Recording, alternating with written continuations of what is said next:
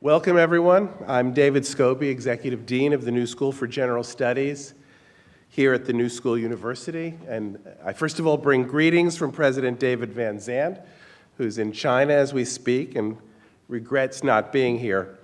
So it's my pleasure to welcome you to tonight's forum, co-sponsored with ProPublica on long-form storytelling in a short attention span world. I'm lucky enough to lead the founding division of the New School, which dates back to 1919, and dedicated from its first years to public higher education in the deepest sense. Public programs and public classes offered to the public at large on matters of public import and public culture. Over the years in this auditorium, John Cage taught music to the New York public, W.H. Auden lectured on Shakespeare, Reinhold Niebuhr and Max Lerner taught courses on politics and the Cold War. The first courses in the United States on media studies were taught in this building, and my division now hosts graduate programs in media studies and writing. So we are both decidedly ProPublica here and decidedly committed to understanding the role of public storytelling in contemporary life. It's a special pleasure to partner with capital P ProPublica, the independent nonprofit newsroom, to host this conversation about a fateful issue: the survival of slow-cooked stories in a fast food news ecology, the survival of the ability to think hard and think anew about complex issues and events. For working so well to bring this extraordinary panel and forum together, I want especially to thank Mike Webb of ProPublica and his colleagues, and my colleague Pam Tillis, Director of Public Programs in our division. And to introduce it, let me turn the podium over to Dick Toffel, General Manager of ProPublica.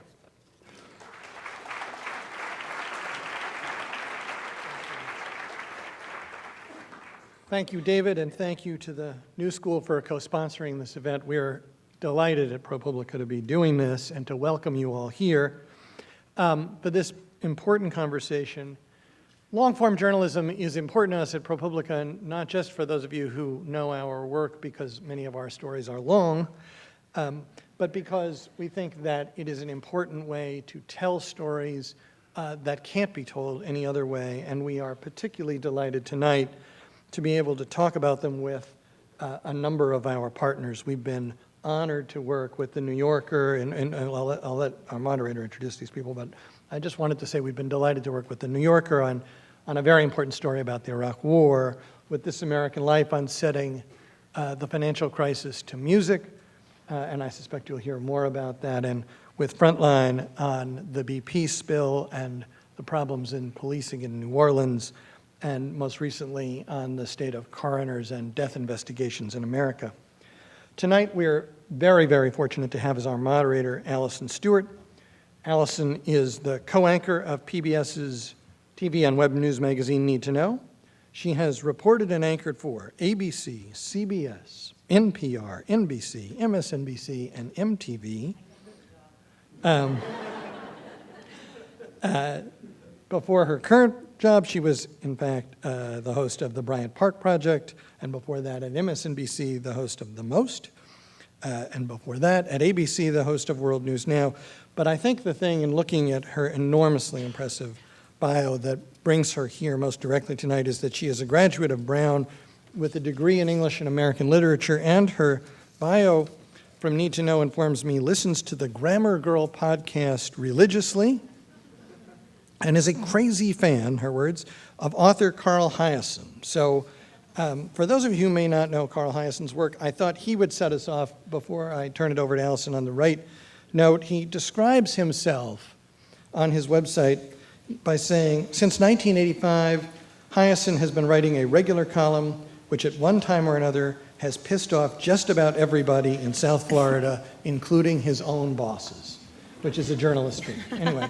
So with that, I will turn it over to Alison Stewart, and thank you all for joining us. Thanks a lot.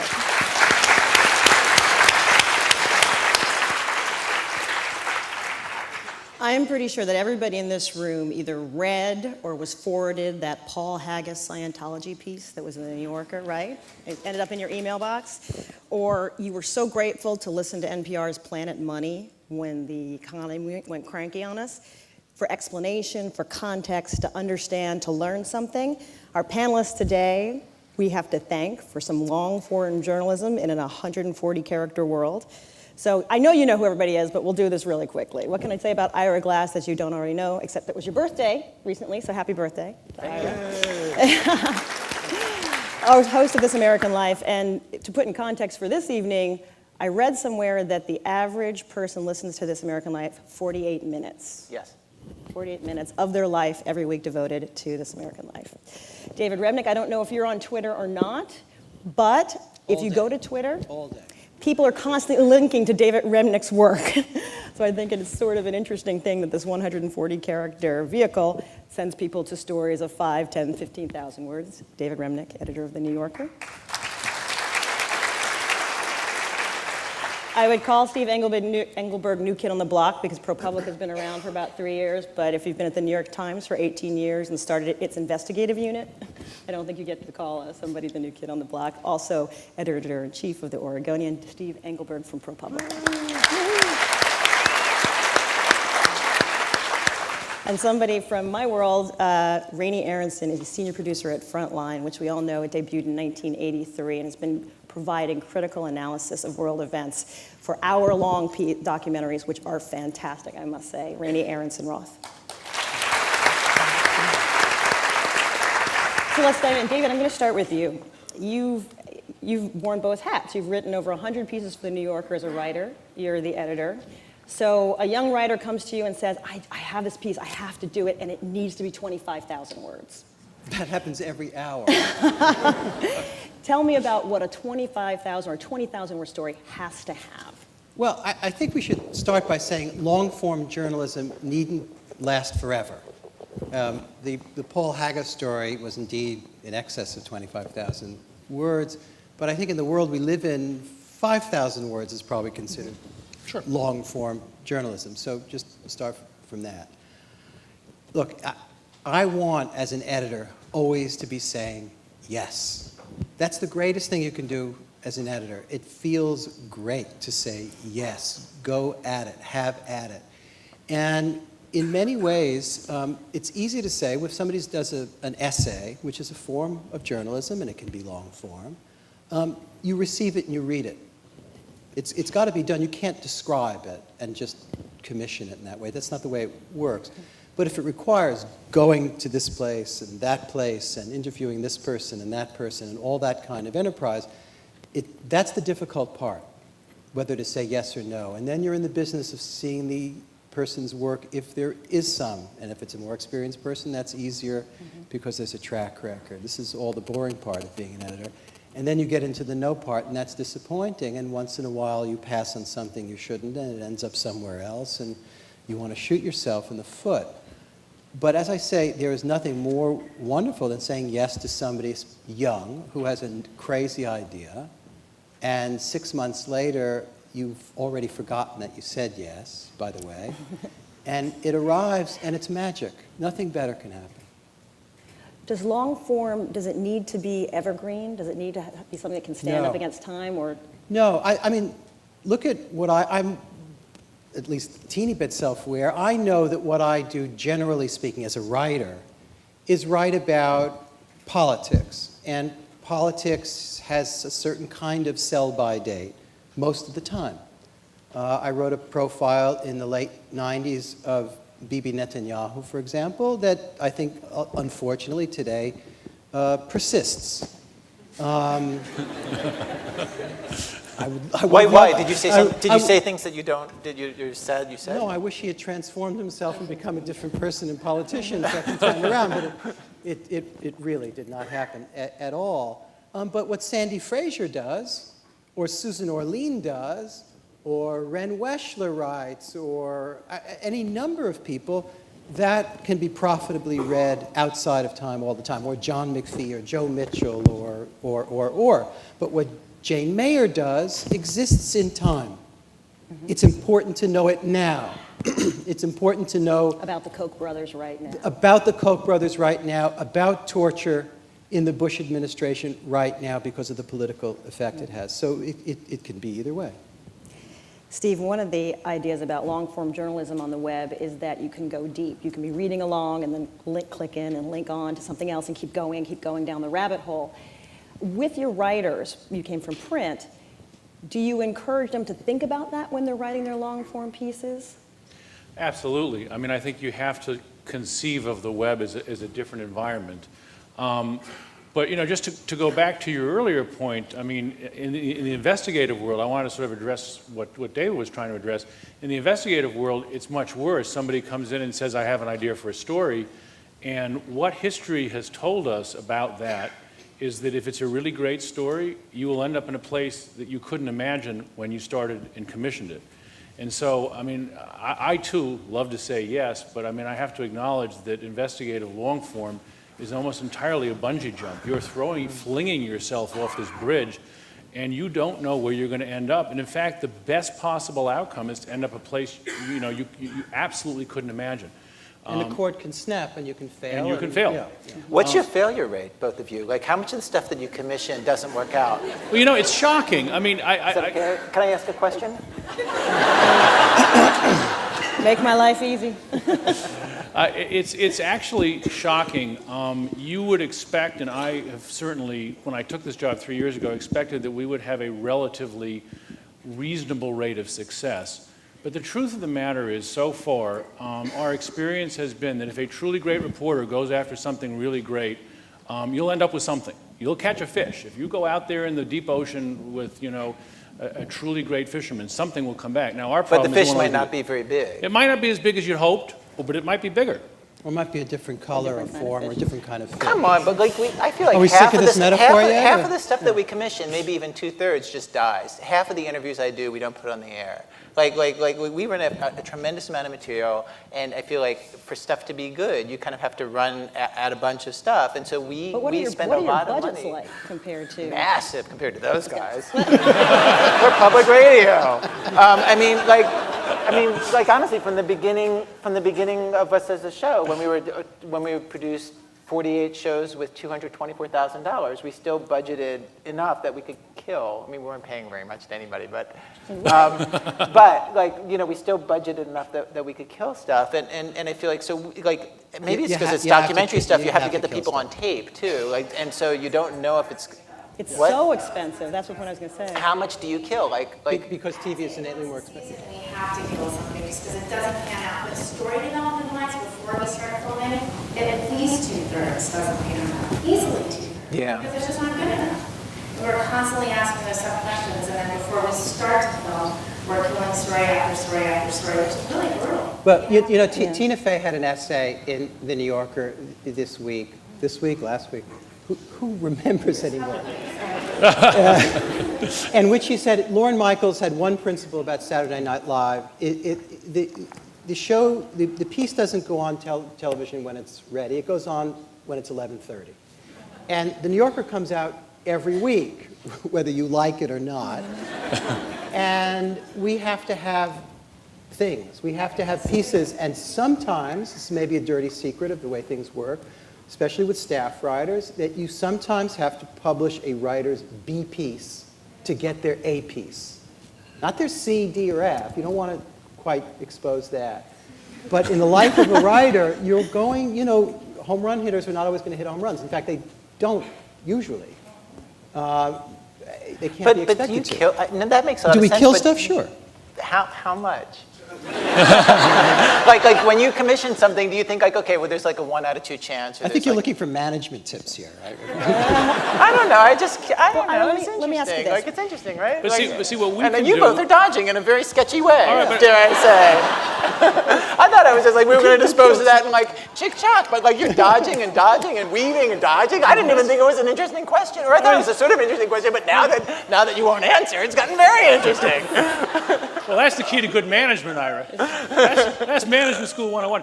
But we can shape shift. I mean, just to tell a story that involves You are not going to answer in this Planet question.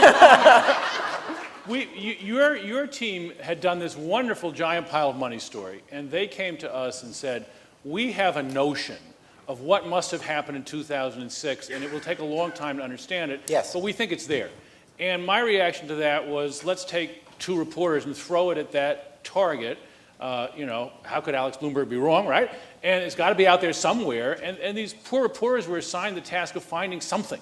Well, the assignment was, we assumed, like, the giant pool of money show said, like, there are these economic forces that led to the economy collapsing, but all the people who we interviewed basically said, well, I'm just a cog in a machine, and there were economic reasons why I sold people mortgages that we knew were going to collapse, and here's because I could sell them to this guy. And we thought, well, somebody must be a bastard. Somebody must be, like, there's got to be somebody we can hate. And we said to you guys, find that guy. Who should we hate? Like, who actually wasn't just a cog in a machine, but was kind of, was a bastard. And we said, you must find him. I think our counsel would say we had a slightly different concept setting out as, but maybe we'll reframe that for Dr. Tobel. Just reframe that a little bit. Exactly. But I will say that at the time we started that reporting, none of us, the name Magnetar did not exist, and did not exist for a good long time. So I suppose the very first approaches to that story were all failures. We did dozens of interviews that led nowhere. Right. But that's not throwing something away. That's just, you know, That's I the become road to success. Yoda here, you know. Yes, we're on the road. I want to follow up on something that David said. I want to ask you, Raney. You talked about sometimes you have to put the B story out there to get to your A story. In television, sometimes things are just long. Doesn't mean they're gooder, they're just longer. Tell me a little bit about what a television story needs to have an entire hour of Frontline devoted to it. It is really tough. The bar is completely high. And unlike David, we don't have a magazine where we can do multiple things every week. So we're really saying once a week, and we don't go out originally once a week, we go out about 30 times originally once, during the year. We're saying, what is that story that's going to capture America? And the bar's high. It can take us months to figure out what those stories are. Sometimes we do put B's on, but rarely we're thinking they're B's. We're thinking they've got to be an A, they've got to be an A. We'll even change our schedule in order to give it a little more time, and we have that latitude to do that in our schedule. So we tend to sort of punt on things if they're not good enough, and we tend to lower our budgets if they're not good enough, which is a problem that we have, but we do it. So that's really our story process, is we're consistently saying, it's got to be excellent because it's our only time to go out, and if it's not excellent, we've got to give it a little more time to just let it cook. But it doesn't sound like you greenlight things until you're fairly convinced they're going to be a win. It depends. I mean, we let things, it's not always the case, but I mean, that's really what we try to do. The ecosystem, it's got to be really top rated. And so we do blow open our schedule quite often. We don't announce our schedule until a month before, which PBS really wishes we would announce months before. And we just don't do it because we've learned that's really just not a good idea, because we keep disappointing essentially. So we give more time, we build in for that, but we end up telling story after story in the story development stage, which is really when it's cheaper for us. Because the minute that we hit go with the cameras, it is extremely expensive. It's a totally different scale. And Steve knows this because we work so closely, that we'll noodle around with these stories. We have about 5 stories in development with ProPublica right now. One of them is going to take off, and then we'll say, hey, that's when we're going to start spending the real bucks to, bring it in. Ira, you told a reporter that some of the thinnest possibilities can blossom into the best stories with the right storyteller. Yes. Can you think of an example where you've run across that? I mean, No. I mean, it happens in interviews. Yeah, no, I Yeah, can't. no, No, I didn't. move on. Exactly. You caught me. Can you share an I mean, sometimes it happens in an interview, but that isn't really what you're asking. You're asking like with the right story. There are things that there are stories that Jack Kidd has done for our show, and that he's a print reporter. He works for the New York Times a lot, and there are a lot of things that he's done for our show that are simply existing through the sheer force of his personality. The most recent one was right around the time of the last election. He just was just like, why are the Democrats such lame asses? And like they don't seem to fight back. People say the president's a Muslim. They don't say anything in response. And he's just like, I want to get an answer to that. And really, in the hands of a hack reporter, that would be a really boring kind of like knee-jerk sort of story. And in the hands of him, somehow it had like so much feeling. And he got somebody to interview who actually knew an answer and could give him an answer.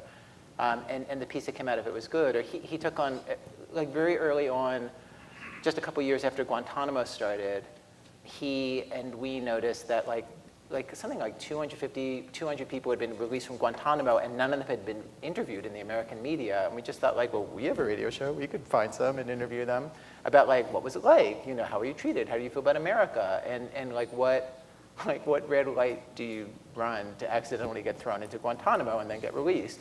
And Jack took that on and made it into a show about the writ of habeas corpus, but tried to do it in as entertaining a way as possible, and through sheer force of personality, made it work. It's sort of like great in general, great stories happen to those who can tell them, and and if somebody's a reporter who can do that, their feeling for the thing will be the frame and the stage on which the story can happen. Have you found yourself in the middle of an interview and thinking, this is really not where I thought it was going to go? It's so much better. It's Yes. so much richer. Of course, I live for that. Give me time. You were sitting there and suddenly you realized. I mean, there was a story that we got just from some older retiree in Florida who wrote to us about this like funny thing that happened when he and his sister were kids in Buffalo, where they, to get her out of the house, they made up an imaginary family who they claimed they were babysitting for, and called the McCrearys. And honestly, I think it might be the best interview I've ever done, just because he was so good. And as the interview developed, it turns out that their mom was actually sort of weirdly homicidal towards him. She was very much like Livia Soprano, and like the sort of mom who would tell him things like, he just thought, like, I guess this is what moms say. Like, well, you know, if you act bad, like, we're going to send you off to the orphanage. And like, you know, I've talked to Father so-and-so, and if you act bad, we're going to send you out to the orphanage. And he just thought, well, I guess that's what they say to threaten you. And then one day when he's like 11 or 12, she's like, all right, I've arranged it. You're going to the orphanage. And then she sent him to an orphanage. and the story had such weird turns that we hadn't expected from the stupid pitch letter. You know what I mean? Like, and then he had such grace about it that like he had gone through this terrible thing. Like, that's in a way what made it so beautiful, was that he was really funny. He was in his 60s when I interviewed him, Myron Jones. And he, like somebody once told me, like my mentor, Keith Talbot at NPR, told me that and I don't think it's true, but it's sort of true. He said, every story is an answer to the question, how should I live my life? And I don't think that's actually true of every story, but I think it's true of a certain kind of story. And Myron had such grace about this thing which had happened to him. Like he was over it. And he could look at it in this way where you hope you could get to be a certain age and look back on the messed up things that happened to you in your life with that kind of grace. And he was funny, and it was almost like a case study, because his sister stayed with the mom and never stopped being entangled. But because she sent him off to an orphanage, it's like he had a couple bad years, but actually he did great. And he was disengaged from her, and I don't know, like it was so much. It's funny because the person who worked on that, there's a producer who started on the show that day, Jonathan Goldstein, and so he's sitting in on this interview, and he doesn't realize it, and I didn't realize when we sat down, this is going to be the greatest interview I will ever do. Like my first day. Like literally. And so he's just like, wow, Ira's amazing. Like, I remember he was just like, how does that even happen? I was like, that's never happened before. It's never happening again. David, your colleague, Malcolm Gladwell, said, we live in a suddenly serious time where people have an appetite for intelligent, thoughtful explanations of consequential topics. We keep hearing people have short attention spans. They're not interested. Do you agree with him? No. No. I don't agree with anything, Malcolm. No. Look, I think if you were to go to the average college, you would be able to take dozens and dozens of courses in traditional literary forms: poetry, fiction, drama, maybe the essay. But the kind of thing that we're talking about, the kind of thing that I see that's so interesting, for example, on Ira's show, which is different forms of storytelling, different ways of the artful way a story is told, the way it's unspools, the way different voices are employed, or one voice. There's a lot going on there. And to me, what's a great, endless source of fascination as a writer and as an editor, and as a reader, as an engaged reader, is the myriad ways that nonfiction writing can show itself. And this is what we're talking about in terms of writing. It is just completely boundless, even when no rules are being broken as far as the truth is concerned, so far as it can be known. It's another subject, easily broken out in every panel that I've ever been on. But if you look at the kind of forms that have been employed since Daniel Defoe is writing about the plague in the 17th century, or the way John McPhee is describing Alaska, I had no idea about any of this. It just seemed like magazine stuff, or the stuff you didn't study in school. And what was transformative to me, and it was the transformative moment that I had as a student, is like, yes, I took lots and lots of lit courses, as one does. I was studying literature. But I took a course from a writer, a nonfiction writer, from McPhee. And he taught us to, at least at the best a 19-year-old can, and that can be a lot with really smart 19-year-olds, not me, but others, is to learn to read like a writer rather than a literature student, which is an entirely different operation. How effects are achieved. The way when you dissect a frog in bio class and you start to see how muscles work, and how he's achieving the effects of mood, or the way time is employed, the way pacing works. It's the difference between going to art history class and going to a really good, rigorous painting class.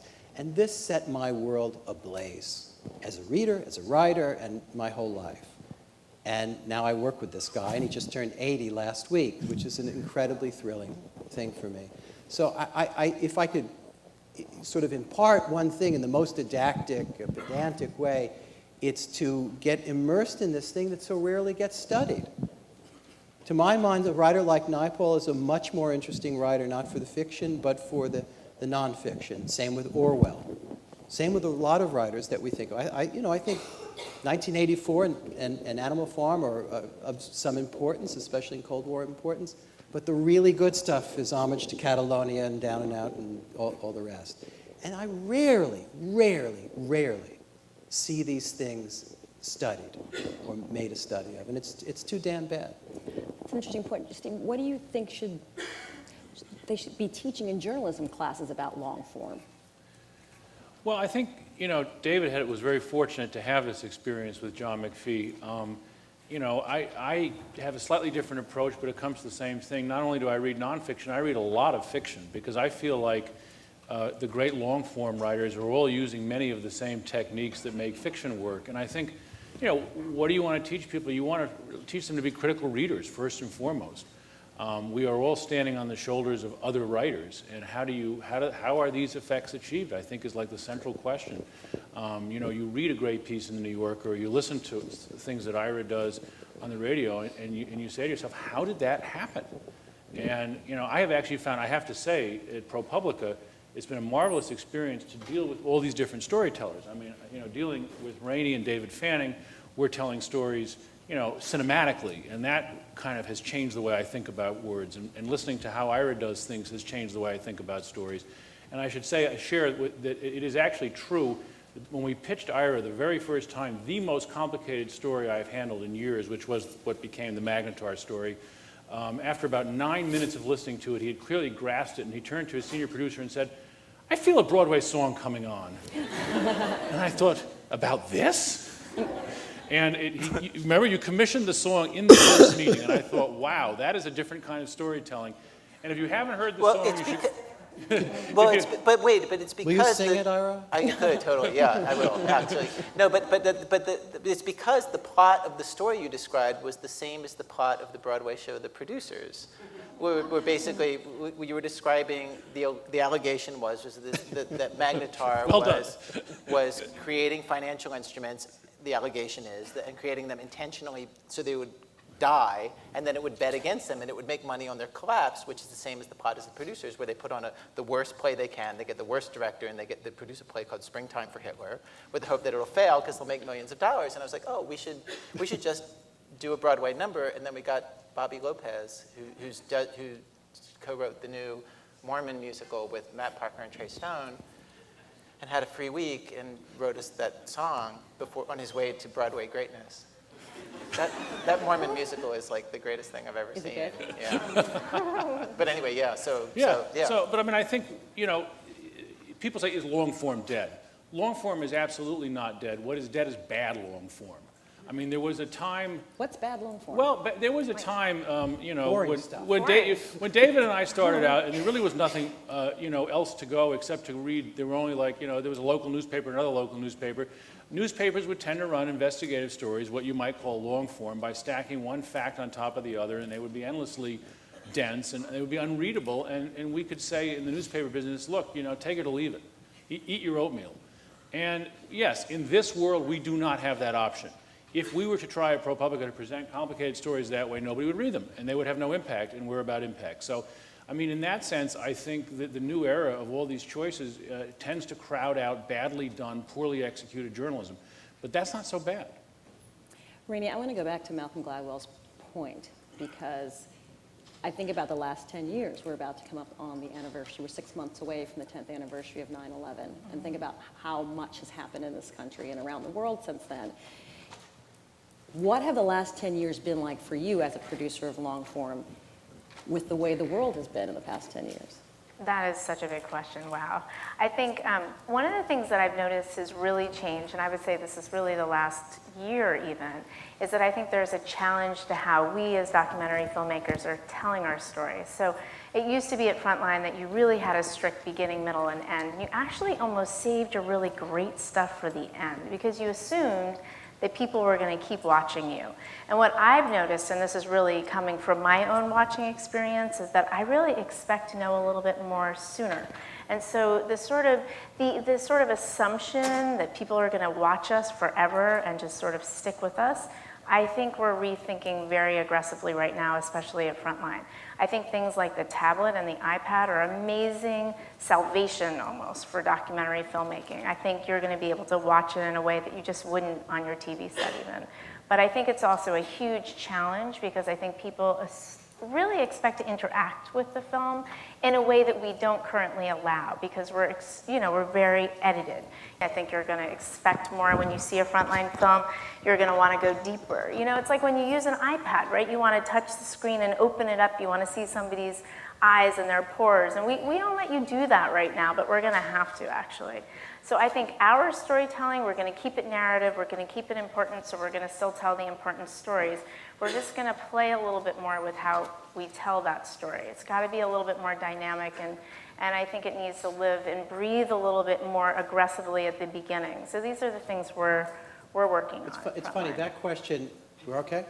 That question came up in a meeting, this three-dimensional notion, and Roger Angel, who's a writer at the magazine, who is a stripling of 90. Yeah. Is at the office every day and still writes, and it came up, well, what would we do on the iPad for, say, a baseball piece by Roger, who's been writing about baseball since the 60s. And he said, what I don't want to see happen is that in the middle of a piece, and it's just an interesting discussion and to see where we're going in terms of writing and hyperlinking and all the rest, I work very hard to describe metaphorically or directly how a screwball, which is a highly complex piece of mechanical business, works. And I don't want the reader to press a hyperlink on the word screwball and all of a sudden show a picture, Mariano Rivera, who doesn't throw a screwball, but never mind, show you how, as in an instructional vehicle. So these kind of discussions are happening all the time, even in Eustace Tilley land, about this kind of business in writing. I for one, agree with Rogers, or I feel his anxiety about the immediate reactive need to spring out of a piece of writing, because language, I still insist, with all due respect to movies, which I love, and about lots of other inventions, language is still the greatest invention we have. It's still the most complex and richest invention we can possibly imagine. And to create imaginative worlds through these simple and complex deployment of language and languages, I'm not quite sure that I'm ready to want you, the reader, to leap out of language and into film or something else, just because there's now the transistors and bits available for you to do it. But it's something that's being discussed all the time. And actually, we were just at South by Southwest, and a lot of people watch our films, and they said, don't leave the narrative. Don't leave that form that we've crafted for so long. But what we do want is a little more flexibility in stopping and starting. So, you know, when you read a New Yorker article, you can put it down. You can either put it down and you can put it in Instapaper, you can get back to it later. With Frontline right now, you don't have that kind of control. So what we need to do is give people that kind of control. So you stop it, you can get back to that exact spot. So it's less about leaping out of the universe, it's just about controlling it more, understanding where you are and coming back to it at your own leisure. But it has great advantages even for us. Let's say the Abu Ghraib story, which Cy Hirsch did 3 weeks running, had happened, and the iPad were available, I don't even know how many years ago it was already. Yeah, It's number 5 of or 6 years, years yeah. ago. Pardon me? About one. Yeah. January. If we had had the ability, and I would have done it because I had hundreds of pictures right away, I would certainly, instead of being able to deploy 2 pictures a week or whatever it is, because space is finite in print, would have been able to give you as many pictures as you could stand to look at. They were so horrible, but that would have been a reader service that I can now provide, that the New Yorker could provide that we couldn't then. Yeah. So there it has a practical, and it certainly, that was not a literary question. That was not a literary story in any way, shape, or form. But I feel Roger Angel's pain as well. I was also at South by Southwest listening. There's a word for this. It's called transmedia. And someone was explaining to me the importance of transmedia, of seamlessly moving in and out of things. And this was a guy running startups in Bangalore who was explaining to me that when he watches an NFL game, he wants to see the play and then be able to go to his laptop and get all the statistics on that guy, and then maybe go somewhere else, and then look back at the television. Now, I was thinking It's about... called being 16. Well, he was... My son does that right now. This guy's got 4 successful startups, so he must know something. I was thinking, Ira, about your piece about This Is Your Life. And I feel that if I had been able to click and watch the actual clip, it would have been far... Maybe this week's This American Life has a piece about This Is Your Life. Last week, I'm sorry, where they bring out this Holocaust survivor, and they sort of... It's a horrible idea. A Holocaust survivor confronted with people from the camps, and it's very bizarre. And the writing is so good. Yeah. We lost I'm sorry, we Mike's- lost the mic. I will now project. The writing is so good. It's so brilliant. I was sitting it was one of those sitting in your car, can't turn the radio off moments. I didn't want to see it. I love what I was hearing. It just worked for me. And I'm not sure it would be better if I could see it. Yeah, I don't think it would be better if you could see it either. We don't try to do both. The writer did a really wonderful job. I don't think you have to mimic that. I don't think you have to do that in video form. I think that one of the more sophisticated ideas that's going to start to happen, I can't project like Steve. I can try. Can you guys hear me? Oh, sorry. Is I think, we, at least at Frontline, and we're changing this. We used to consider text as companion, right? But we didn't really consider it a full partner. And one of the things that we're really rethinking at Frontline is how can we have writers, actually, how can we have our environment richer, right? So you have your film, but then you take your environment as seriously as you take the film. So if you're going to have an author write, it's not like a mimicry, but it's like a serious piece of work. And that's what we've started to do with ProPublica, which is to say, it's not just sort of a small little piece of text that says, hey, look at how cool this is. It's like, wow, we're going to take you into a different type of medium where we can actually use words in a way that you just can't do in film. We're going to take you about 15 feet deeper into this story, and that's where I'm excited, is how these mediums live together righteously. I just want to get your take on it. Are you interested in this going? I'm asking Ira if you're interested in this going deeper. Do you think about the fact that people are listening on podcasts? Are you just doing your program? I mean, we're mostly just doing our program. Is this on? Yes, somehow mine's on. Magic. The radio guy. I mean, just hearing you talk, I'm just wondering if I agree with the premise of this panel that we live in a short attention world. I don't know if we do. You don't. I don't. You don't. Well, our viewers don't do that. Actually, if they come to watch us, they stick with us. It's just getting them to watch us sometimes is challenging, but once they come, they watch, which is what you said about your listeners, right? Basically, if you turn on the show, basically the average listening time, like you said, was 48 minutes for a 59-minute show, and that includes people who turn in like 15 minutes in, half an hour in, and I guess I feel like the fact that you have the 24-hour news cycle and you have all these people shouting, and there's it seems like so much of the media is just very, very quick and a lot of hysteria, weirdly has turned us into a very profitable business. It's really been good for us as a business, like the podcast, which we didn't do anything smart to do. It's not like we had any plan or were smart enough to know like there will be something out there to do. Now has 600,000 people downloading a week, which in TV numbers isn't a lot, but it's That's a lot. It's a lot. That's really great. Yeah, and I don't know. I would take 600,000 downloads. that's a- of our like show. Come on, that's and great. none of the radio audience went away. Like like the radio audience stayed stable at whatever, like 1.7, 1.8 million. And then we just added this 600,000 people. Weirdly, because I think we're like halfway between the New Yorker and you guys, where it's like it's a time-based medium, but like it's so portable. You can like listen and you can carry it around and Ira, turn it on and off. the way I keep saying on this, there are weeks when you work really hard and maybe you feel you didn't measure up, which for me is every week. And I'll say, well, my God, the short attention span, blah, blah, blah, a nation of 300 million people, what are they doing with their time, blah, blah. And I'll go to a Yankee game, and there'll be 60,000 people in the stands watching a ball game, and I'll realize that a huge multiple of this stadium got the New Yorker this week, and that they will read, God willing, a huge chunk of it. Only I probably read it, all of it, and 5 times over. But like normal people, like sane people, pick and choose, and they read it in weird ways, and they read the cartoons first, or however they read it, and then they read 4 months later, they read a long piece. I don't care. But it's many, many times more than the people watching the Red Sox against the Yankees in a given afternoon. And that is a thrilling thing. It keeps you going. So whenever you think, oh, it's only 600,000 people, it's a hell of a lot of people. And if the story is good enough, if it's imaginative enough, if it's moving enough, it is going to reach deeper than the level of sheer information and change somebody's life 2 degrees. That is an enormous achievement to be alive to and work at and come to the office to or be out in the field for. That is absolute thrilling work.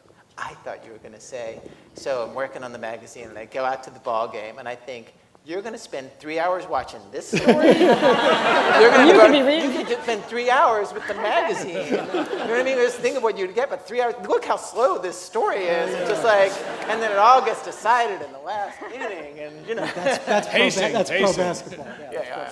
Just want to remind everybody in the audience, if you have a question, please jot it down. And if you're watching the webcast, you can tweet a question to #LFSA.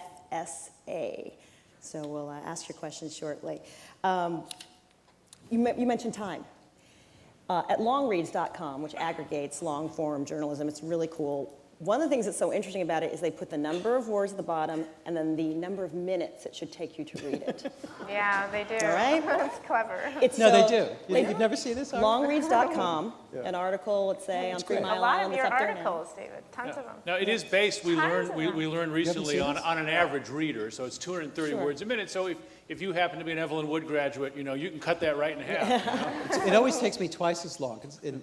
But it spoke to me because Raney and I were talking about it. You've got a 2 and a 4-year-old, and I have a 2-year-old, and I have to be honest, if this weren't my job every day to get to read these articles, I don't know how I would between life and taking care of kids and taking care of mom and getting the Fresh Direct and all the rest of it. Should we be thinking Getting the Fresh Direct? Getting the Fresh Direct put away. Ordering the Fresh Direct on the tablet. Just click the thing, like again. We'll just take last week again. Somebody's got to put it away. You open the door.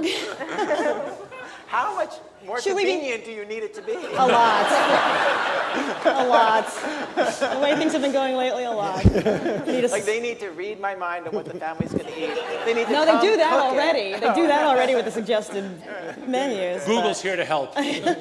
But the point is, should we, oh, you cut my mouth off in person. Should we be thinking about the reader?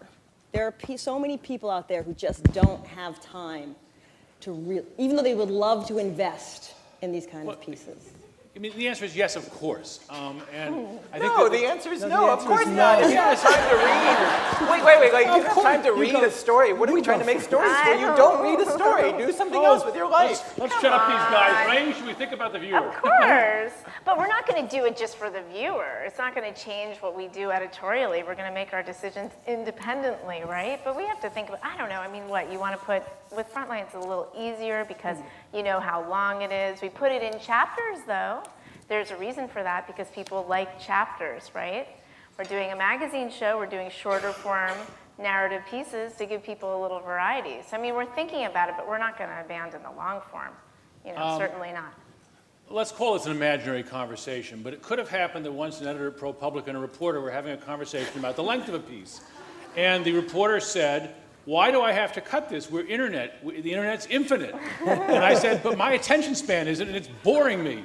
And I think at some point, somebody's got to say, you know, yes, the internet is infinite. You can write a 100,000-word piece if you want, but, you know, and David, come on, the New Yorker is very tightly edited. You do not waste a word. I mean, you cut, I guarantee, I'd be willing to bet you cut. I'll tell you, I used to be at the Washington Post 427 years ago, and I was in the style section, which was, the style section in those days was the answer, the newspaper's answer to what a long time ago had been called the new journalism.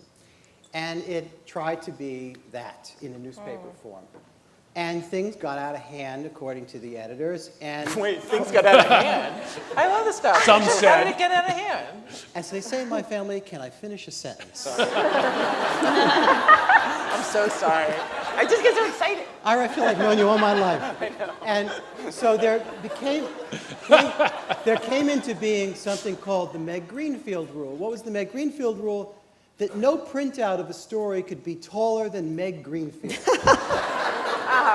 Who was bless her soul. How tall was she? She was 5'3", unfortunately. David, my rule was always, it should never be taller than the author.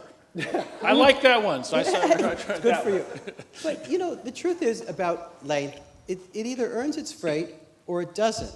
And there are some pieces that you've read 25,000 words, just as you've read, you know, a George Eliot novel, and you want there to be more. Yeah. If it's great, you want there to be more. Now, this is not common, and maybe you're exhausted that night, you can't wait for even a George Eliot chapter to end. Life is like that. But things that don't earn their way, either in terms of the density of reporting, I mean density in the best sense, like chocolate cake, or in the swiftness of the narrative, or the inventiveness of the language. If they don't earn their way, people get bored. Do we spend all the time thinking about it and trying to outwit the reader? No. But I think that's what we both mean by not thinking about the reader overmuch, because then you'll dumb yourself down all the time. And that's the enemy. Well, it depends what you think of your reader or your viewer. I mean, one of the things, no, seriously, I mean that. I mean that with all earnestness. I mean, I think at Frontline, we always assume the person watching our show is quite well-read, and very intelligent. I mean, that's our assumption about the people watching us.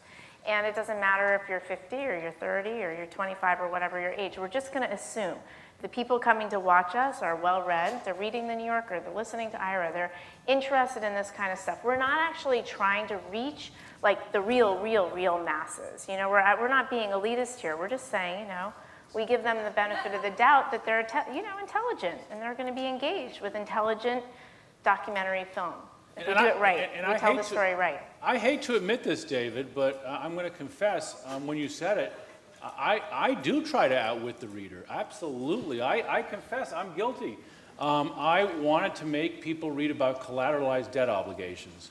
And we spent an awful lot of time trying to That was tough. Yeah, to take the very naturally dull aspects of that and try to make it actually live.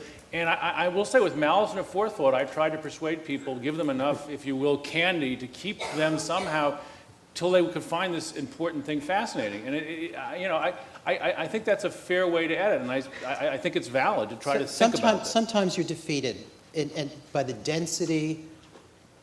You're just defeated. Cy Hirsch is probably the greatest, to my mind, greatest and bravest investigative reporter of his generation, the last couple of generations. Once wrote a piece for us at quite considerable length about all kinds of, let's just say, all kinds of malfeasance involving a giant oil company and Iran and Kazakhstan and how oil illegally got from one place to another. It was unbelievably complicated, and those complications could not be cheated. And at the end, we edited it, and Cy worked at it, and at the end, the oil company, and we thought we were going to be sued by this gigantic oil company, and that it would be the one thing that would just throw us into an economic disaster. But God damn it, we're going to publish it, and come what may. And scratch the thing, get it. There we go. Did Okay? And what did the oil company do after they read the piece? They advertised. It was their way of saying fuck you. Is that true? That's great. Sometimes you you haven't succeeded then in a certain way. And do you think it's because they just couldn't get through the piece? I think they knew that what they were up to was so complicated and so hard to penetrate into kind of popular terms that just, Go ahead. knock yourself out. I do want to pick up on something you mentioned. You sort of sheepishly said not to be elitist. But when you're talking about long form, I know that probably everybody on this panel has done something on the housing crisis or on fracking, and we're all sharing the We same... haven't done fracking. We're all sharing the same audience, though. We are all sharing the same audience. PBS with ProPublica and New Yorker and Iowa. New York Times. Yeah.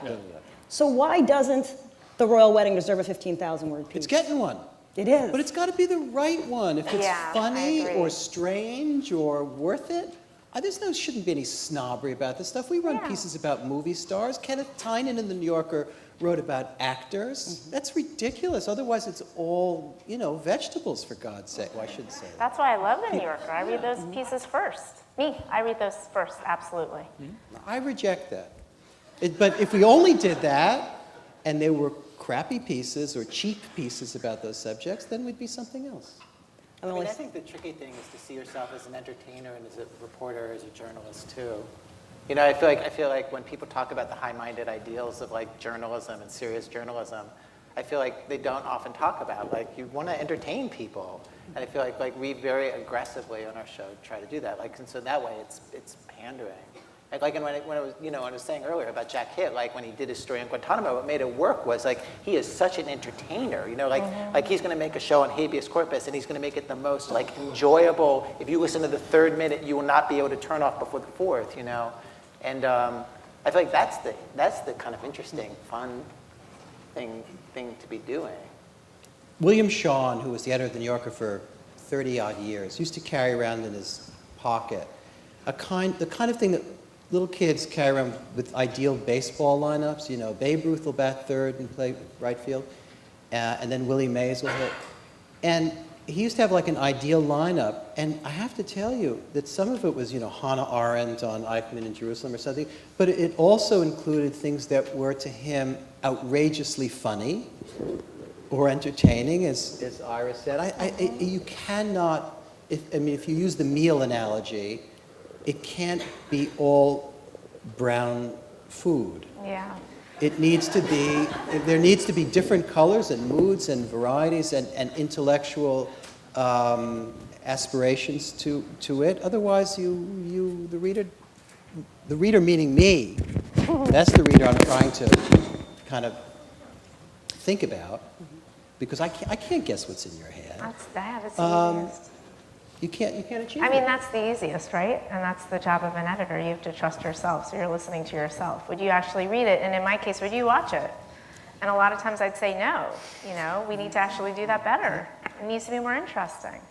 But I do want to. I think we need to engage Alison's question a little bit more in depth, because the audience at the moment for this material, as good as the New Yorker is, and as good as the pieces are that aren't brown food, it is at the moment, I would say, a sampling of a strata of the population And are we reaching a mass audience with all this material? I don't think as much as we'd like.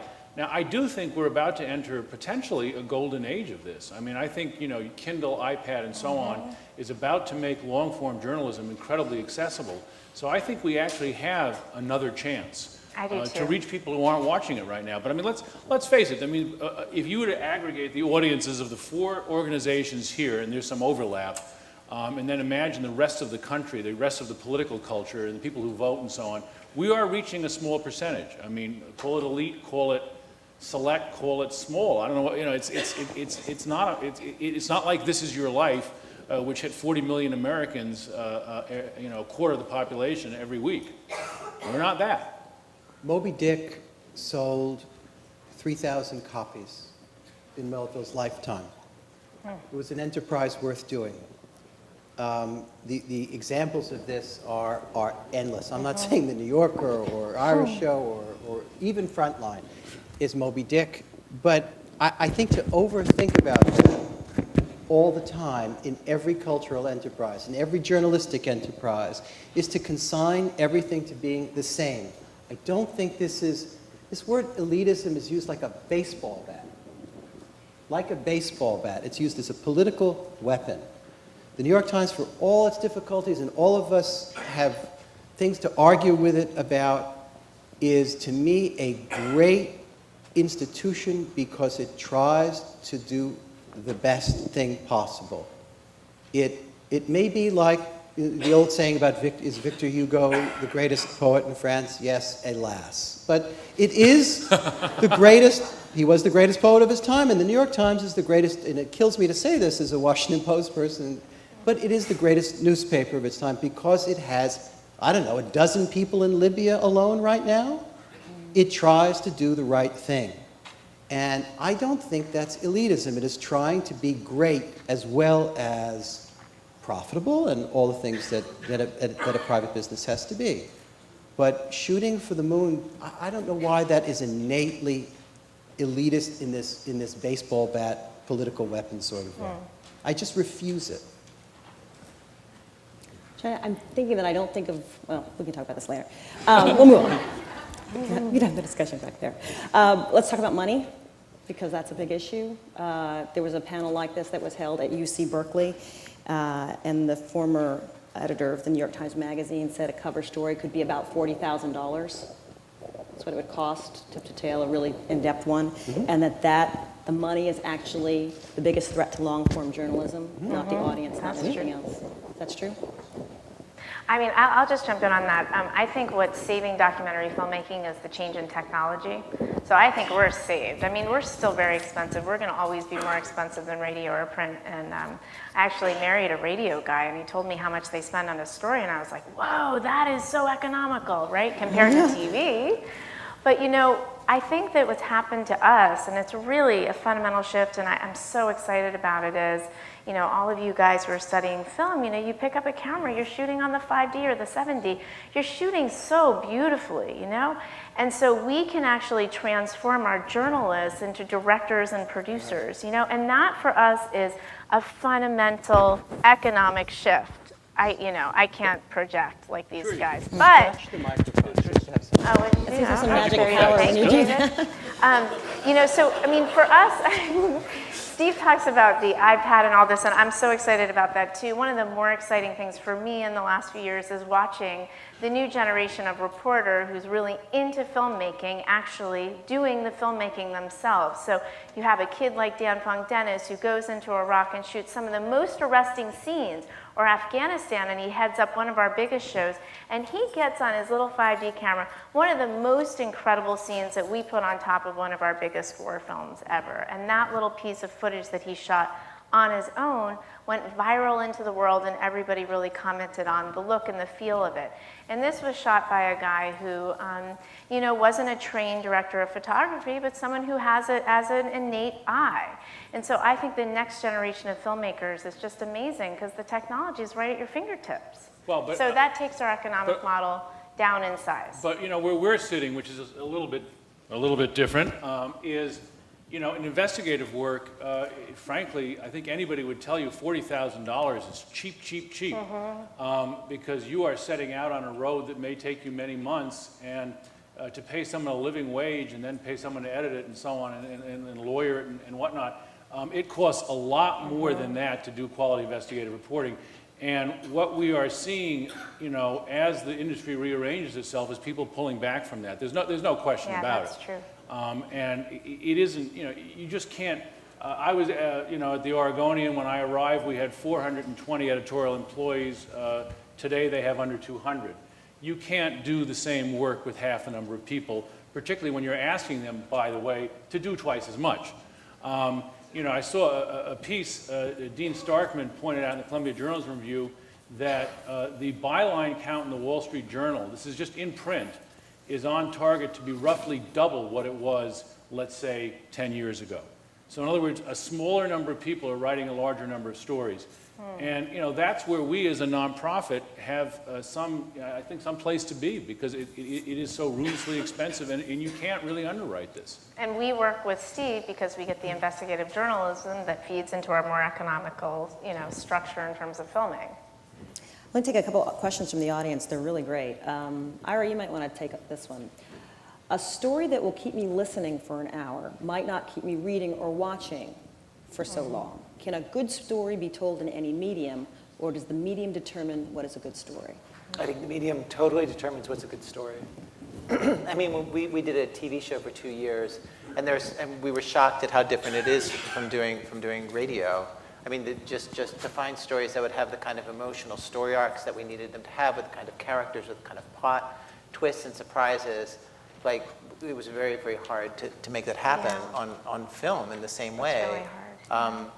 You know, partly because as radio reporters, like, usually what we're doing is more traditional kinds of reporting, where like something has happened, we go out, we talk to the people who it happened to, we write down, you know, we tape what they say, and then we do a story about things that happened in the past. Whereas for television, you really want to be there when the thing happens, and so signs a release before it starts. And they sign then it before they start, yeah. Yeah, and okay, now make That's your a life great- change, go. You know, it's just like, good luck. And so no, I think it's very different from medium to medium. Anyone else who's... No, I think he's totally right. I'm in total agreement. I like Sometimes it's radio not a true. lot for that reason. I think a lot of the times that's true, but one time I was listening to Ira's show, I was just telling him before we came on, and a guy was just telling a straight story that he'd clearly written, and I called him the next day, and he wrote for The New Yorker, and it was the same form. This guy, Sholem Auslander, who just told these very strange, wonderfully funny stories. David Sedaris was easy to find on that show, but he was already gigantically popular by then. But it's I'm happy to steal too. I mean, I think that like there's a lot of stories on the show that have the kind of heft that they could maybe exist in the magazine, but to make them exist in the magazine, they would be in a totally different form, because when you're doing broadcasting, you're building the entire structure of the story around the quotes, as you guys know, versus in print, you really, the writer's voice just carries it. It's a totally different It's show. really different. But I do think they can be complementary. I mean, that's one thing we have seen, that you can do a story for medium A, and you certainly don't want the text story to simply be the script, or vice versa. But I think you can create complementary ways of story. You're right. Complementary ways of storytelling. Cut the mic, cut the mic. The mic only cuts out when we don't need it to cut out. Well, one thing with Steve's stuff, are you okay? Had a little moment. Should we- Continue. Well, I mean, with Steve's work, you know, the investigative journalism is the hardest to put into TV form. I mean, it has been the biggest challenge to figure out how to take the amazing work they do and figure out how to make it into a film.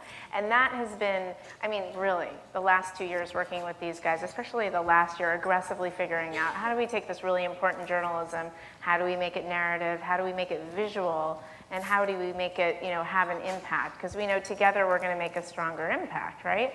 But that is hard. Important, but hard. This next question is from someone who's in the business. It says, do you think Google News and other aggregators of a similar model like TechMe or MediaGazer are hurting quality journalism? I work in the news department of a magazine, and sometimes as a reporter I'm directed to cover something that is trending just so our publication can get its name in the mix. To be honest, and I don't think that has relevance to Yeah. to us. I mean, I know that this exists in the world, but we publish 12 things. We don't do that. Not because No. we don't do that, but we just, it's not part of our Well, world. we don't have to do that. We don't do that, yeah. Yeah. Well, It I sounds, just, can I just say, But we're not elitist. all right, right? can I just say, it sounds at awful. the risk of being wielding a baseball bat, that seems a little dismissive. I mean, I will answer It that. just has no, That's if you're just- doing the New Yorker, you're not No. going to do a day story and because it's trending, you don't do day stories Right, at all. right, So but it's not is dismissive. it necessarily bad, I would ask, if something is suddenly very interesting to a bunch of people, that a publication would want to weigh in with its take on it? I think that's not That's the worst something- thing in the world. That's something else. There's a That's gigantic, different. horrendous tragedy taking place in Japan. Of course, we don't ignore it. In the old New Yorker, what you would get on the earthquake in Japan this coming week is comment. Right. Because the theory of the New Yorker in those days would have been, we will get to it, and in 6 months or a year, you will read the piece. I don't take that view. I take the view that we need to do both. We need to do something. Yeah, we do too. And it is kind of complicated and demands different kinds of skills. Not somebody like George Packer or Evan Osnos or Wendy Stevenson knows how to do both. It's not likely that you would send, and I think Susan wouldn't be insulted to hear this, I don't think you'd send Susan Orlean to the Japanese earthquake. It's just not what she does. But we need to be doing both. So God knows I'm not against that kind of activity, but it's not on a daily, minute-by-minute galvanic skin response. And it's when Basis. the story's important. That's when you think it's Sorry? important. And it's when a story is really important. It's when you actually get into high gear on like Egypt or Japan or one of these stories that you feel like you really need to do it, for journalistic reasons. This is a question from Lois via Twitter.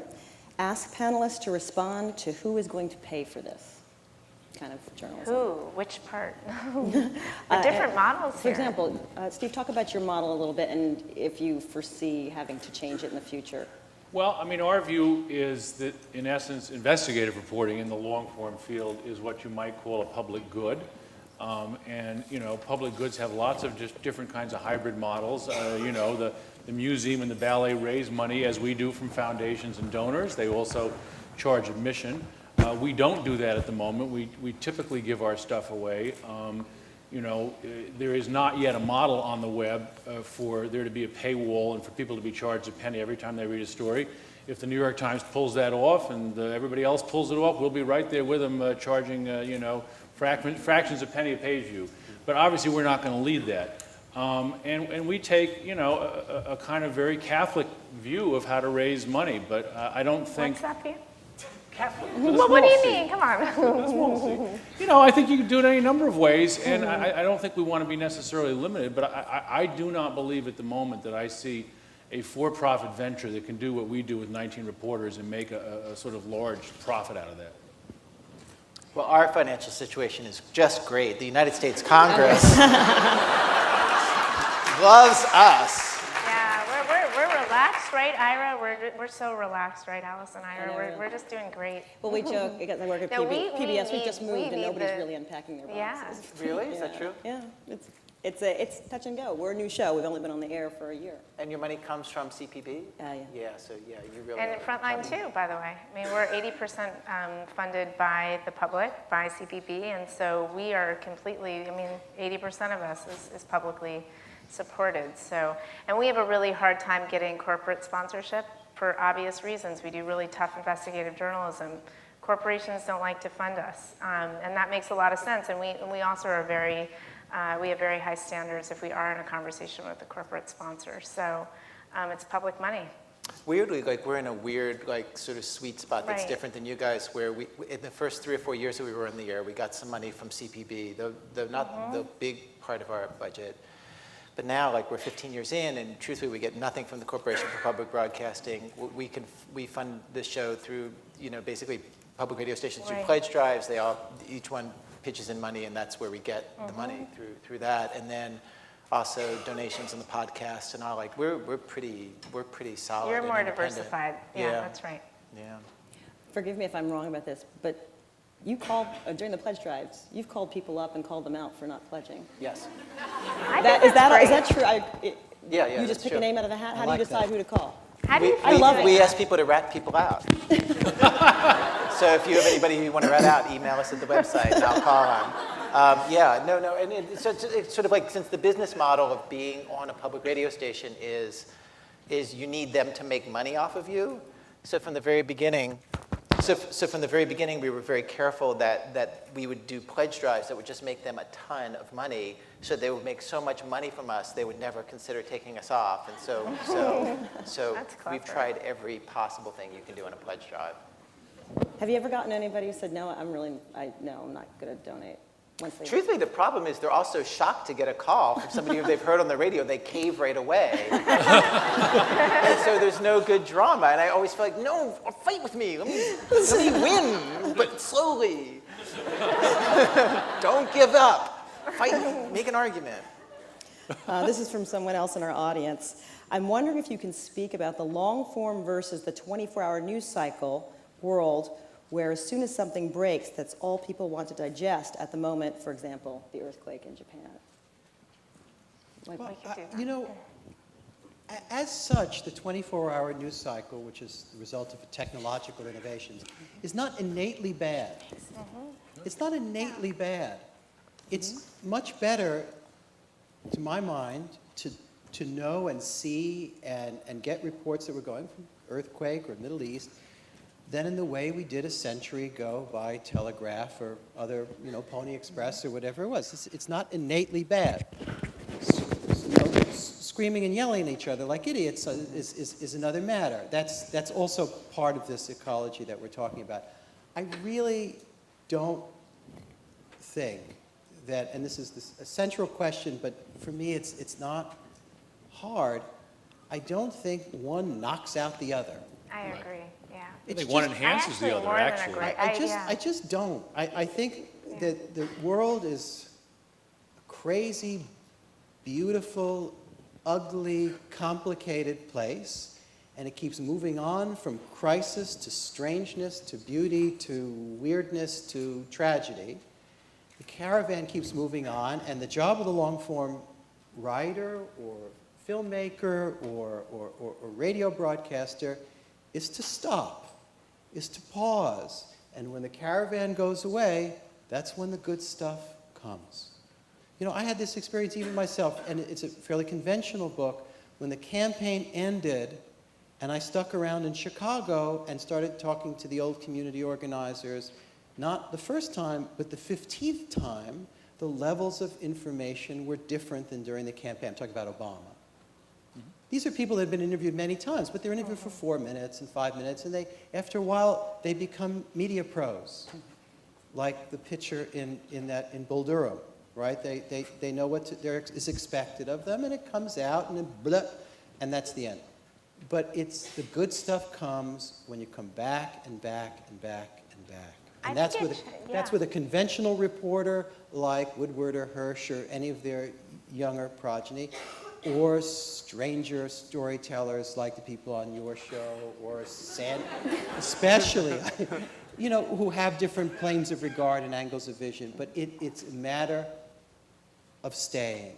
Well, just to pick up on what you're saying, one of the things about the stuff in the 24-hour news cycle is that it has an aesthetic which leaves out emotion, like characters and emotion and plot, really, usually, and a sense of discovery and a sense of joy and a sense of basically all the things that you want to put into a nice long story, like an unfolding, and just all those things are so not part of that kind of presentation of the world that I feel like it makes long-form work seem more special, weirdly. You just feel like, oh my goodness, well now I'm finally getting the real thing, in a way that it's weirdly, like I said earlier, it's weirdly good for business. I was thinking, I was just thinking one of the things I saw with Egypt that was really interesting is when Frontline jumps into the fray, so we say, we're going to do Egypt. What's challenging about the 24-hour news cycle is that we have to actually write and think about our films differently. So we have to be really challenged, what's our line of inquiry that's really original? If we're going to go on the air and a month and a half. So people have seen these images, right? We work in a visual medium, so we need to be very careful. So we find ourselves writing a lot more knowingly. Like, you've seen this, but what you didn't know was what was happening at that time was X. And so we find ourselves actually changing the vernacular of how we write a film, how we look at a film, and that's been really interesting. And we just saw it with Egypt, and we're going to see it again with Japan. What's our angle of vision that is really original, and like David said, you know, is really going to give you that special something that you really want to go in and watch or read or listen.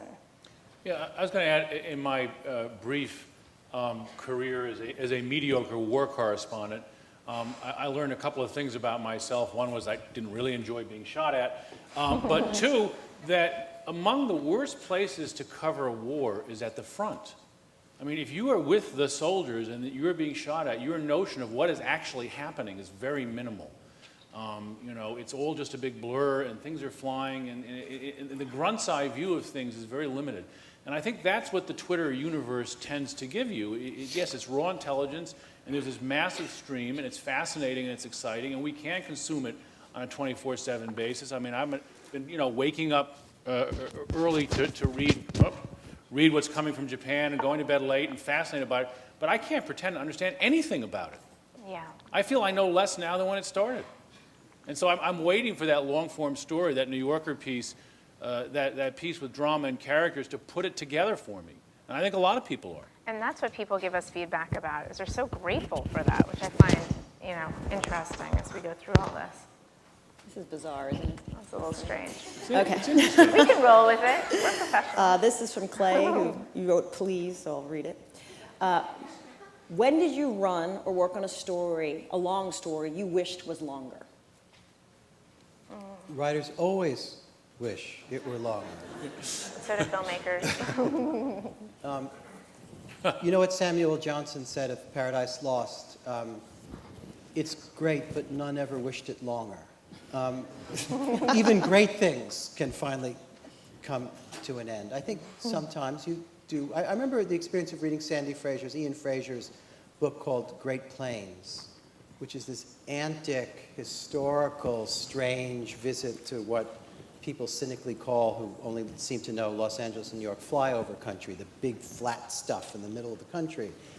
And he drew out, both in present tense terms and historical terms, the rich strangeness and complexity of that part of the country. And it was like some combination of reading Whitman and Twain, and it was something new under the sun in American writing. I wished it had gone on longer.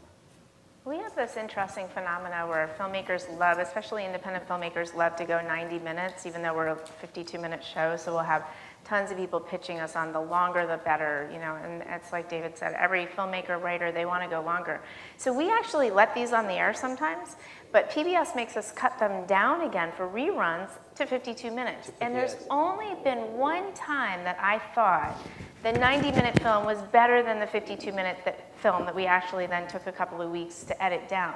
It's like when you buy DVDs at the director's cut, and very rarely is a director's... Is it better? Yeah. Yeah, I mean, it's a Very horrible rarely. thing to say. I'm not sure the 2-hour duck soup would be better than the 69-minute. No, I don't know.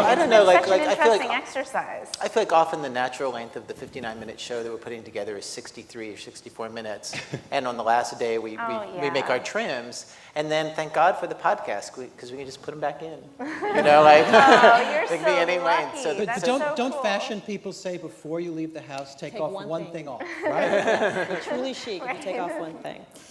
This is via Twitter, and we touched on this a little bit, and maybe you can share if you know. What are the demographics of long form? Is there a balance of women, people of color? Is it just a population of writers? As readers or writers? readers, it must mean. Readers, I would think. I think readers. I think it's when, Yeah, you guys go. this is the problem with Twitter. I don't know. Is it our question? I mean, I think You want to each take? Yeah, have- why don't you take that? We find that it depends if you're watching us, if you're streaming us, or you're watching us on the web, or if you're watching us on air. We have actually two different audiences, which is kind of interesting. So more women, especially moms, end up watching us online. Younger people end up watching us online. It's pretty diverse online in terms of our viewing audience for broadcast. Usually the average age is about 50 through 60. We have a younger audience for public television than most public television shows, but they tend to be on the older side. They tend to be male. They tend to be very tech savvy. That's the other thing about our audience that I find kind of interesting is they're really into tech stuff. So that's what I can tell you. More men watch us on broadcast than they do online. More women watch us online. Do you have any sense of your demographics? Yes, public radio. We basically pull from the public radio audience, but are a little younger. The public radio audience, the single distinguishing characteristic is that twice as many people in it are college educated as in the general population, with all the demographic characteristics that go along with that in terms of race and income. And so that's our audience. And then the median age, I think, for a public radio listener it's like 47 or 48, and then we're a couple years younger, which puts us at the median age for the country. And we don't have demographics on the podcast audience. We just have demographics on the radio audience. So we don't know what the podcast audience is. It's the same. How about for you, Steve? You know, I mean, we've done some measuring of this. I wouldn't necessarily swear by it, but in general, we trend a little bit older than the country and a little bit more male. But with the web, how do you really know? I mean, we've done some surveys and some things. I wouldn't swear by it. Let me just check with our host. Are we near the end? It's 8:30. Should we keep going with one or two more? Mike? Yes? Oh, good. Okay. This one is... There's a satisfied customer. Is, The iron law of long form, you should leave them hungry. we'll ask a few more, and then we'll wrap. For someone looking to commit to learn techniques of long form, how would you compare a journalism program versus nonfiction MFA, and any other advice for a beginner? Oh, that's a hard question. Me? A beginner, someone who just is dying to do this, maybe was motivated tonight. My first hope for anybody interested in this is that they've read endlessly. I don't understand people who want to be writers who don't really read very much. I think there's something wrong there. It's like wanting to be a piano player and not listening to very much music. It's incomprehensible to a musician, and yet I get this occasionally, if I meet with students. Students that read voraciously and want to practice their craft and find some groove in an MFA program or a journalism program, or if they don't have the dough, somehow find, and I know the old advice from somebody like me is over, and it's been over for a long time. The whole business, go find a small newspaper in New England or wherever and learn your craft. That's changed, but there are new ways to do this. There are all kinds of websites, there are all kinds of ways to go at this.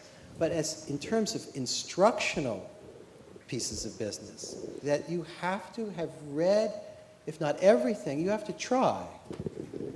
And you have to learn to read like a writer. In the same way a doctor looks at a human body maybe a little bit differently, or a painter does look at the human form or forms differently than the rest of us. That's the key. That's everything. And We're part of everything. Learning how to report. Reporting is the least romantic thing. Here's what reporting is, in one form or another. During Watergate, the New York Times was 5,000 miles behind the Washington Post. They had troubled relationship with, but constantly were hiring and firing or falling out with Seymour Hersh. Seymour Hersh comes to the New York Times to work on Watergate. He needs to get Chuck Colson, one of the bad guys, on the phone. In those days, in the 70s, isn't it amazing? There were dial telephones. This is what reporting is. He would get to the office at 8:30, which is really early in newspaper land, and he would dial Chuck Colson's number every 10 minutes until 6:30.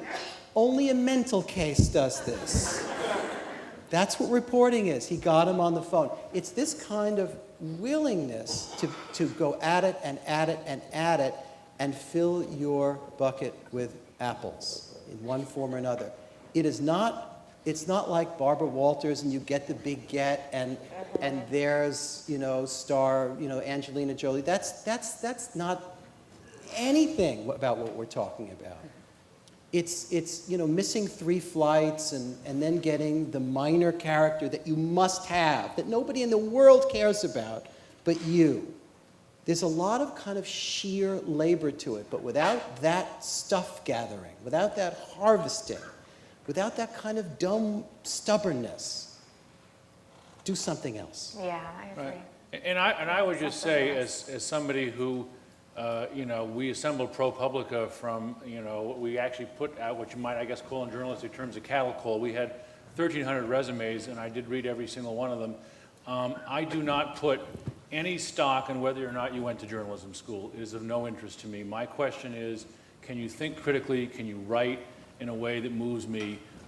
Do you have the kind of beginnings of what might be an engaged, intelligent reporter, and again a skeptical, critical thinker? And so in that sense, if you can learn to do that in MFA, great. Journalism, great. I mean, I often argue that there's no specific benefit. David and I, oddly enough, attended college at the same time in the same place. They didn't have a journalism program, and I guess both of us somehow figured it out. So, I majored in history. You majored in Fancy English. fancy English. There you go. Comp lit. Comp lit. Yeah. What So do the resumes look like? I'm curious. they run the gamut. We have Age? old pros, young pros. A number of private detectives applied for a job at ProPublica. Wow. One former FBI agent. One former FBI agent who was quite interesting. I interviewed him. Just everything you could imagine. And the people we hired, trended all over the place. We have people who went to journalism school and were stars of it. We have people who didn't. Raney? I mean, for me, what I'm looking for in someone who comes out of, it doesn't matter if you go to film school at all. It just matters to me, do you have an eye and are you a keen reporter? So Frontline's an unusual place that you have to be both. So I'm really looking for someone, and you can learn this on your own just from the same thing these guys said, who really is skeptical and looking for the real story. There are tons of people doing advocacy films out in the world at large. We get pitched on them constantly. I would say those are not the people I'm interested in. I'm looking for people who are going to take a fair eye through a story. And you need to know the technology. I'm really only interested in people who are immersing themselves in learning the new cameras. How do you shoot it? How do you edit? You should start to edit on your own. I feel like we all need to be these sort of cross-platform people. Even if you end up hiring the greatest director to work with you, ultimately, and that's awesome, because I don't think you can do everything well, you should know a lot about it, because you're going to be all the better if you know that stuff. So that you can actually learn in school, or you can teach it to yourself. I mean, this technology isn't that hard. I can do it, and I'm so bad at technology. So this is what I care about. Can I add one thing to my resume list? Hunger. Yeah, hunger is Passion. key. Hunger. I heard, And, yeah. well, it's a little different. Passion, yes, but hunger, and it comes in 24-year-olds who are just learning. It comes in 75-year-olds, and the opposite is the most dispiriting thing sometimes for an editor.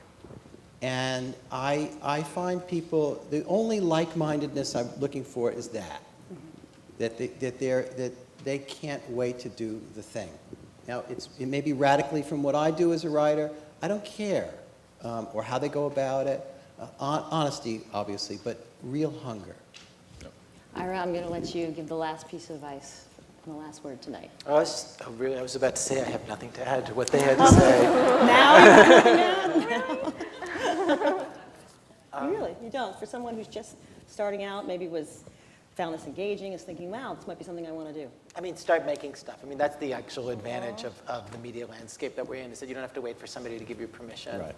I mean, if you're interested in radio, like on our website, we have a place where we link to all sorts of places that teach you how to do this. There's a website called transom.org. But basically, if you want to start making stuff, start making stuff. And one of the things, 1, 2, 3.